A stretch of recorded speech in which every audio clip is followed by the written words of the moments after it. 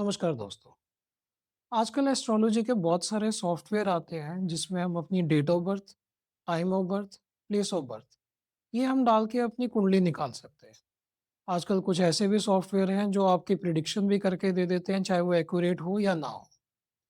मगर जब आप एक बारी प्रोफेशनल एस्ट्रोलॉजर बनते हैं, आप एस्ट्रोलॉजी में ज़्यादा इंटरेस्ट लेते हैं, तो सबसे कॉमन क्वेश्चन आता है कि हम कौन-सा सॉफ्टवेयर यूज़ करें, हम क्या यूज़ करें जिससे हम प्रिडिक्शंस अपनी इम्प्रूव कर सकें, हमें कंप्लीट डिटेल मिल सके। इसमें one of the best software जो अभी तक मैंने यूज़ किया है, वो है जगन्नाथ होरा। मैंने लियो गोल्ड, लियो स्टार ये सॉफ्टवेयर भी यूज़ किए हुए हैं जो पेड है, पर जगन्नाथ होरा पेड सॉफ्टवेयर नहीं है। एक फ्री सॉफ्टवेयर होने के बावजूद मैं कहूँगा कि ये बेस्ट सॉफ्टवेयर है अगर आपको यूज़ करना आ जाए। अब इसकी सबसे बड़ी प्रॉब्लम क्या है कि ये सॉफ्टवेयर में बहुत सारी सेटिंग्स हैं, बहुत सारी चीज़ें जो आपको खुद सेट करनी पड़ेंगी, तभी आप एक्यूरेटली उसको समझ पाएँगे, तभी आपकी एक्यूरेट रीडिंग आ पाएगी। तो आज हम यही देखेंगे कि जगन्नाथ होरा पे हम कैसे एक्यूरेट रीडिंग करें, उसकी क्या सेटिंग्स करें, उसको कैसे इंस्टॉल करें, उसका क्या सेटअप है, क्या प्रोसीजर है। तो आइए अब हम देखते हैं कंप्यूटर पे कि इसको कैसे सेटअप किया जाता है। तो दोस्तों अब आप हमारी स्क्रीन पे देख पा रहे होंगे, गूगल क्रोम खुला हुआ है। यहाँ पे हम टाइप करेंगे डाउनलोड जगन्नाथ होरा। इसमें जो पहला लिंक आएगा, जो कि हमारा Vedic astrologer dot O R G है, यही ऑफिशियल लिंक है जहाँ से आपको जगन्नाथ होरा डाउनलोड करना है। यहाँ पे डाउनलोड पे क्लिक करके हमारा जो थर्ड ऑप्शन आ रही है, यहाँ से हम जगन्नाथ होरा को डाउनलोड कर लेंगे।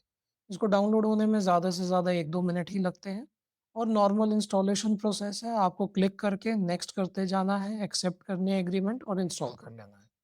हमने जगन्नाथ होरा इंस्टॉल कर रखा है, बिल्कुल न्यू इंस्टॉलेशन है। तो जब आप अपना जगन्नाथ होरा खोलेंगे, तो आपको बिल्कुल वैसा ही दिखेगा जैसा अभी आपको स्क्रीन पे दिख रहा होगा। अब सबसे पहले तो ये साउथ इंडियन चार्ट है। साउथ इंडियन चार्ट पढ़ना उतना मुश्किल नहीं है, मगर फिर भी मैं आपको डिफरेंट सेटिंग समझाता हूँ जिससे आप नॉर्थ इंडियन चार्ट में ले जा सकते हैं, ईस्ट इंडियन चार्ट में भी इसको ले जा सकते हैं। सबसे पहले हम चार्ट को ठीक कर लेते हैं। हम इसमें जाएँगे प्रेफ़रेंसेस में, रिलेटेड टू डिस्प्ले में। इसके अंदर हम चार्ट, स्टाइल एंड लैंग्वेज में जाएँगे। हमें लैंग्वेज अगर हिंदी चाहिए तो हम हिंदी कर सकते हैं, मैं यहाँ पे इंग्लिश ही रखूँगा और हम north Indian diamond chart choose कर लेंगे। इससे हमारा चार्ट जो है वो नॉर्थ इंडियन हो गया। अब कुछ डिस्प्लेस पे जैसे यहाँ पे 6 चार्ट बने हुए आ रहे हैं, कुछ डिस्प्लेस पे सिर्फ 2 ही आएँगे। ख़ास करके अगर आपका डिस्प्ले छोटा है, लैपटॉप है, तो उसपे सिर्फ 2 ही चार्ट आएँगे, एक ऊपर और एक नीचे। आप इसको 6 में कन्वर्ट कर सकते हैं, किसी भी चार्ट पे अगर आपके 2 भी आ रहे हैं, उस पे राइट क्लिक करके, यहाँ पे लास्ट ऑप्शन होगी turn on packed chart mode. अब इसमें आ रहा है टर्न ऑफ क्योंकि हमारा ऑलरेडी है।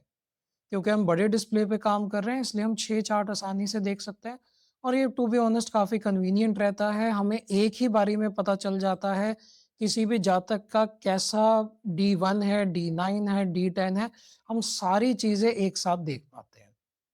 तो अब हमने यहाँ पे नॉर्थ इंडियन चार्ट कर लिया। अगली कैलकुलेशन जो बहुत ही ज़रूरी है, जो सबसे पहले मैं आपको रिकमेंड करूँगा, वो है यहाँ पे प्रेफ़रेंसेस रिलेटेड टू कैलकुलेशंस। इसके अंदर आप कौन-सा आयांश फ़ॉलो कर रहे हैं? आयांश वो चीज़ है जो हमें डिफरेंशिएट करता है वेस्टर्न एस्ट्रोलॉजी से। वेस्टर्न एस्ट्रोलॉजी और वैदिक एस्ट्रोलॉजी में यही सबसे बड़ा फ़र्क है कि हम जो कैलकुलेशन करते हैं, हम आयांश करेक्शन करके करते हैं। इससे हमारी प्रिडिक्शन और एक्यूरेट होती है। आयांश क्या होता है? जब हम वेस्टर्न एस्ट्रोलॉजी में देखते हैं कि कोई भी सन है या कोई भी प्लैनेट है, हम उसकी जो पोज़ीशन लेते हैं, वो एज़ इट इज़ लेते हैं कि ये यहाँ पे है। वो रिलेटिव टू द कॉन्स्टेलेशन जो है वो नहीं होता है, रिलेटिव टू द स्टार्स नहीं होता है। हमें relative to the constellation to the राशि चाहिए होती है, तो इसलिए हम आयांश करेक्शन करते हैं। इसके बारे में बेसिक्स में मैं एक और वीडियो बनाऊँगा आपके लिए। अभी के लिए हम आयांश जब सेलेक्ट करेंगे तो सबसे कॉमन आयांश है लहरी, मगर मैं पर्सनली फॉलो करता हूँ केपी आयांश को। आप इनमें से कोई भी आयांश चूज़ कर सकते हैं। इवन आप सायान जो कि आपका वेस्टर्न एस्ट्रोलॉजी है, उसको भी चूज़ कर सकते हैं। उसके थ्रू भी आप अपनी प्रेडिक्शंस कर सकते हैं। हम यहाँ पे केपी आयांश को चूज़ कर लेंगे। आपने नीचे इसमें से कोई सेटिंग नहीं करनी है, कुछ ऐड नहीं करना है, कुछ सिलेक्ट नहीं करना है, कोई डिग्री में कुछ भी नहीं चेंज करना है। ये तब है अगर आप अपना कस्टम आयांश डालना चाहते हैं जो जगन्नाथ होरा में नहीं है अवेलेबल। आपने यहाँ पे केपी आयांश सेलेक्ट करके इसको ओके कर देना है। अब हमें देखना है अगली चीज़ कि हमारे हाउसेस। हाउसेस में बहुत ज़रूरी आ जाता है अगर आप चलित चार्ट देखते हैं। अगर आप चलित चार्ट को इतना फ़ॉलो नहीं करते हैं, चलित चार्ट किस-किस में आ जाएगा आपका? श्रीपति पद्धति में और कृष्णमूर्ति पद्धति में। अगर आप केपी सिस्टम फ़ॉलो कर रहे हैं या श्रीपति पद्धति कर रहे हैं, इसमें आपको ज़रूरी है हाउसेस का देखना कि कौन-सा हाउस जो है वो कहाँ पे फ़ॉल कर रहा है। अभी आप देख रहे होंगे बाय डिफ़ॉल्ट हमारे जो हाउसेस हैं वो 30 डिग्री के बने हुए हैं। तो इसमें कोई कन्फ्यूज़न नहीं है। अगर यहाँ पे 10 लिखा है तो 10 ही है, 11 लिखा है 11 ही है, 12 लिखा है पाइसेस है थर्ड हाउस में, हमें बिल्कुल क्लियर है। मगर हम केपी सिस्टम में देखेंगे कि इसमें चेंजेस आ जाते हैं। तो सबसे पहले हम क्या करेंगे, हाउसेस का टैब हम खोल लेंगे। यहाँ पे हम राइट क्लिक करेंगे और हमें सिलेक्ट करना है यहाँ पे केपी हाउसेस में। हम केपी हाउसेस पे जब क्लिक करेंगे तो हमारे हाउसेस आप देख रहे होंगे अब 10th कस्प के हिसाब से कैलकुलेट हो रहे हैं। उसकी भी अलग कैलकुलेशंस होती हैं मगर 10th कस्प के हिसाब से हो रहे हैं। तो हमारे हाउसेस जो हैं वो इक्वल 30 डिग्री के अब नहीं रहे हैं। हमारे हाउसेस जो हैं वो डिफरेंट डिग्रीज के हो गए। अब इसमें भी 2 चीज़ें हैं कि आप रेफरेंस को, असेंडेंट को क्या ले रहे हैं? आप उसको मिडल ऑफ द हाउस ले रहे हैं या स्टार्ट ऑफ द हाउस ले रहे हैं? अगर आप श्रीपति पद्धति फ़ॉलो कर रहे हैं, तो आपने इसको मिडल ऑफ द हाउस लेना है। मगर अगर आप केपी फ़ॉलो कर रहे हैं, जो कि हम केपी इस टाइम पे समझ रहे हैं कि केपी की सेटिंग्स क्या है, जो मैं पर्सनली फ़ॉलो कर रहा हूँ, तो आप इसको ये सिलेक्ट करेंगे स्टार्ट ऑफ द हाउस। यानी कि जो आपका असेंडेंट है, वहाँ से हाउस आपका स्टार्ट हो रहा है। अब इससे बहुत सारी चीज़ें चेंज हो जाती हैं। कई बारी प्लैनेट जो आपका सेकंड हाउस में है, वो फर्स्ट हाउस में आ जाता है। जहाँ वो आपको वेल्थ देनी चाहिए थी, उसको वो वेल्थ देगा नहीं, बल्कि वेल्थ में थोड़ा नुकसान करेगा। तो ये सेटिंग ज़रूरी है, ख़ास करके अगर आप केपी फ़ॉलो कर रहे हैं या फिर आप श्रीपति कर रहे हैं, तो ये हाउसेज़ की सेटिंग बहुत इम्पोर्टेंट है। अगली जो सेटिंग हम करेंगे, वो हम करेंगे कि डिफरेंट चार्ट हम कौन से रखें। जैसे यहाँ पे आप देख रहे होंगे, पहला हमारा जो है वो राशि चार्ट है, D1, फिर D9 है, फिर D30 है, फिर D3 है। ये अब आपके ऊपर है कि आप किस तरीके से स्टडी करना चाहते हैं, उसके हिसाब से आप चार्ट्स अपने हिसाब से सेट कर सकते हैं। मैं आपके साथ अपनी सेटिंग शेयर कर देता हूँ कि मैं पर्सनली कैसे चार्ट देखता हूँ। तो सबसे पहले तो हम यही रखेंगे, हमारा जो राशि चार्ट है हम उसी को सिलेक्टेड रखेंगे। इसमें हमें कोई चेंजेस नहीं करने। सेकंड जो मैं चार्ट देखता हूँ, वो देखता हूँ भावाचलित चार्ट। अब इसमें भी हमें सेटिंग्स करनी पड़ती है करेक्ट चार्ट निकालने के लिए। क्या करेंगे हम सबसे पहले यहाँ पे सिलेक्ट करेंगे भावाचलित। अब ये आप चलित देख रहे होंगे यहाँ पे लिखा है ये D1 मून की पोजीशनिंग पे बेस्ड है। तो हमें ये नहीं चाहिए। हम इसमें फिर से राइट क्लिक करेंगे। हम यहाँ पे भावा चक्र चलित चक्र पे जाएँगे। यहाँ पे हम इसको बेस्ड ऑन राशि D1 रहने देंगे, मगर हम सबसे नीचे जाएँगे, रेफरेंस यूज्ड फॉर भावा चलित चक्र। हम इस पे क्लिक करेंगे और यहाँ पे हमने मून को हटा देना है और हमने लग्न को सेलेक्ट करना है। ये बहुत ज़रूरी स्टेप है, नहीं तो आपका चलित चार्ट करेक्ट नहीं बनेगा। बाकी आपने कोई भी सेटिंग जो है वो नहीं छेड़नी है, बाकी आपने एज़ इट इज़ ही रखना है। आपने इसको ओके कर देना है। तो ये आपका चलित चार्ट बन गया। अब आप इस चलित चार्ट में भी देख रहे होंगे कि किस तरीके से हमारा राहु और मून जो कि सेकंड हाउस में थे, वो फर्स्ट हाउस में आ गए और सैटर्न जो हमारा थर्ड हाउस में था, वो थर्ड हाउस से फर्स्ट हाउस में आ गया। तो इसमें बहुत सारे न्यूएंसेस, बहुत सारे चेंजेस आ जाते हैं। सेकंड चार्ट जो मैं रखूँगा, वो ये रखूँगा चलित। थर्ड चार्ट जो हम यहाँ पे रखेंगे, वो रखेंगे नवांशा। D9 बहुत ही इंपॉर्टेंट चार्ट है। आप समझ ही चुके हैं कि हमने इससे स्पाउस भी और एज़ अ कॉम्प्लीमेंट्री चार्ट भी इसको ट्रीट करना होता है। इसके बाद जो मैं चौथा चार्ट मैं पर्सनली रखना प्रेफ़र करता हूँ, वो होता है D2 चार्ट। जब आप D2 चार्ट सेलेक्ट करेंगे, तो आपका एक मॉडर्न D2 चार्ट आएगा, जिसमें सारे प्लैनेट अलग-अलग पोज़ीशनिंग में होंगे।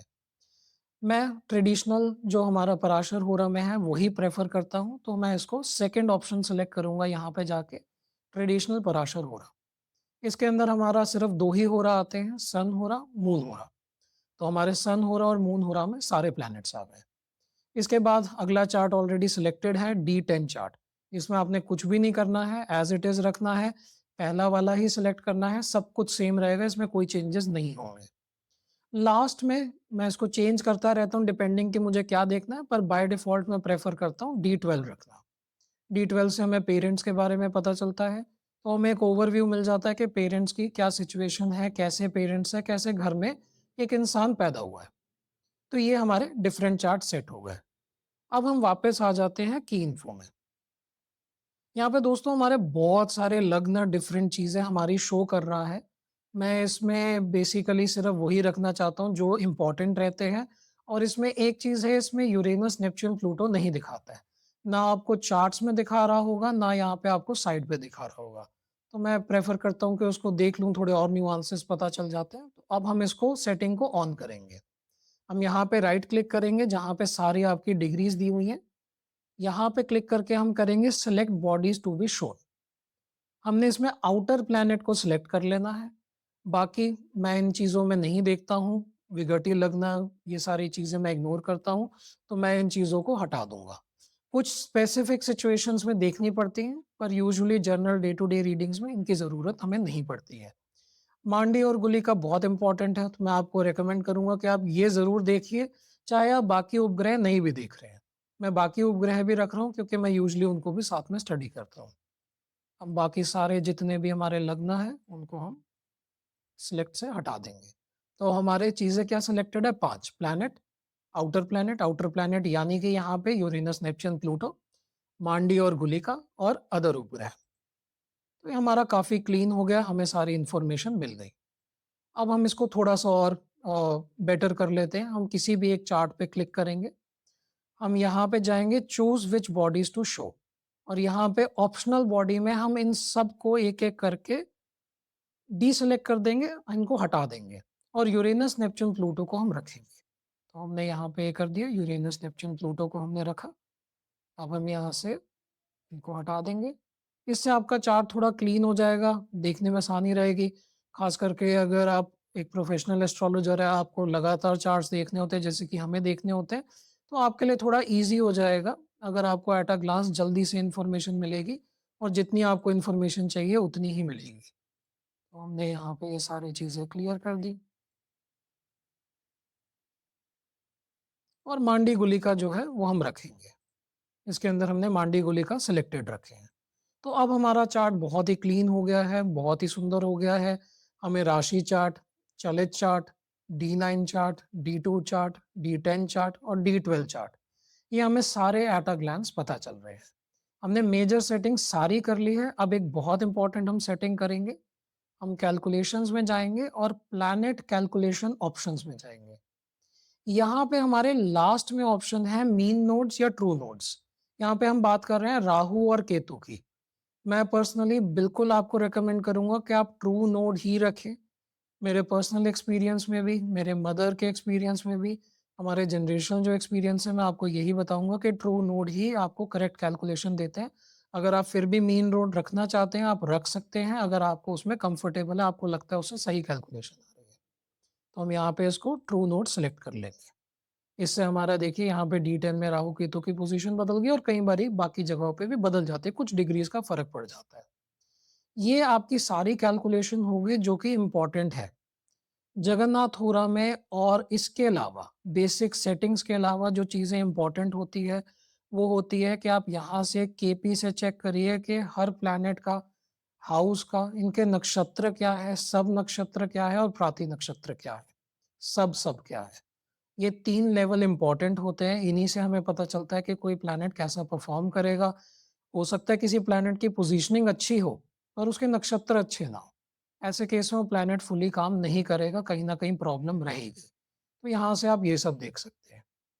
और अगर हम यहाँ पे जाएँ व्यू में, तो आप व्यू में योगाज़ में जाके आप अपने योगा भी चेक कर सकते हैं कि आपके कौन से योगा बन रहे हैं।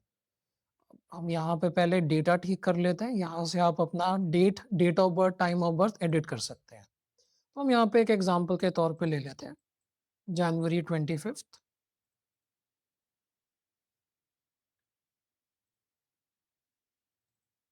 1978, और जगह हम यहाँ पे ले लेते हैं न्यू दिल्ली। जगन्नाथपुरा में जब आप कोई भी जगह सेलेक्ट करेंगे, अगर वो इंडिया में है, अगर तो वो यूएसए में, तो आप सीधा यहाँ पे सर्च इन यूएसए कर सकते हैं। अगर वो इंडिया में है तो आप नीचे यहाँ पे ऑल कंट्रीज़ में अपना कंट्री सेलेक्ट करेंगे, जैसे हमने यहाँ पे इंडिया सेलेक्ट कर लिया। उसके बाद जब भी आपने सर्च करना है तो आपने रेस्ट ऑफ द वर्ल्ड पे क्लिक करना है, इससे आपका इमीडिएटली वो लोकेशन आ जाएगी। अगर मैं यहाँ पे कोई और कर देता हूँ इंडोनेशिया, तो रेस्ट ऑफ द वर्ल्ड सिर्फ इंडोनेशिया में ही सर्च होगा। ये इंडोनेशिया में ही सर्च हुआ सिर्फ। ऐसे ही अगर मैं यहाँ पे इंडिया कर रहा हूँ, तो यहाँ पे इंडिया में ही सर्च हो रहा है। अब हमने यहाँ पे ये सेलेक्ट करके इसको ओके कर देना है। तो अब हमने देखेंगे यहाँ पे कि इस इंसान के क्या-क्या योग बन रहे हैं, तो ये सारे हमारे योग, राजयोग भी बन रहे हैं, योगदा भी बन रहा है। ये सारे योग इस इंसान के लिए बन रहे थे। अगर हमें वापस जाना है तो हम बेसिक्स में चले जाएँगे, बेसिक्स में जाके हम फिर से अपना देख सकते हैं। जगन्नाथ होरा में अगर आपको दशा पीरियड देखना है, तो ये थर्ड ऑप्शन है स्ट्रेंथ के बाद दशा पीरियड। यहाँ से आप देख सकते हैं कि कौन-सी दशा आपकी चल रही है। इसमें ईयर, मंथ और फिर डेट है और आगे टाइम लिखा हुआ है। तो इस इंसान की अगर हम देखेंगे तो अभी क्या चल रही है, अभी मून की दशा चल रही है। तो हम मून पे क्लिक करेंगे तो ये हमारी मून की अंतर्दशा आ गई कि आगे अंतर्दशा कौन-सी है। तो यहाँ पे हमारी कौन-सी चल रही है, मून में जुपिटर। और प्रत्यंतर दशा भी हम ऐसे ही देख सकते हैं कि इसके अंदर कौन-सी चल रही है क्लिक करके। हम बैक भी जा सकते हैं, अगर हमें वापस जाना है मून पे क्लिक करेंगे तो मून की अंतर्दशा आ जाएगी, अगर हमें टोटल दशा देखनी है तो हम यहाँ पे क्लिक करेंगे। तो ये एक बेसिक्स थे जगन्नाथ होरा के बारे में कि अगर आप खुद अपना हॉरोस्कोप स्टडी करना चाहते हैं, अगर आप समझना चाहते हैं सेटिंग्स को, कैसे जगन्नाथ होरा को यूज़ करें, तो ये बेसिक सेटिंग्स है जो आपको कर लेनी चाहिए। हाँ, कुछ प्रेफ़रेंसेस आपकी अपनी रहेगी, मेबी आप साउथ इंडियन चार्ट प्रेफ़र करते हैं, मेबी आप ट्रू नोट नहीं रखते, मेबी आप कोई और आयांश फ़ॉलो करते हैं, पर ये बेसिक सेटिंग्स है जो आपको सॉफ्टवेयर इंस्टॉल करने के बाद कर लेनी चाहिए। अभी के लिए इतना ही, अगली वीडियो में हम लाइव रीडिंग्स करेंगे, हम रीडिंग्स करके देखेंगे कि रेडिट पे जो आपने पोस्ट करे हैं, उनकी रीडिंग्स कैसे होती है, कैसे हम चार्ट उसमें देखते हैं, क्या-क्या एनालिसिस रहता है। धन्यवाद। अगर आपको हमारा वीडियो पसंद आया, तो आप वीडियो को लाइक कर सकते हैं, चैनल को सब्सक्राइब कर सकते हैं और हमें डिफरेंट सोशल मीडिया प्लेटफ़ॉर्म पे फॉलो भी कर सकते हैं।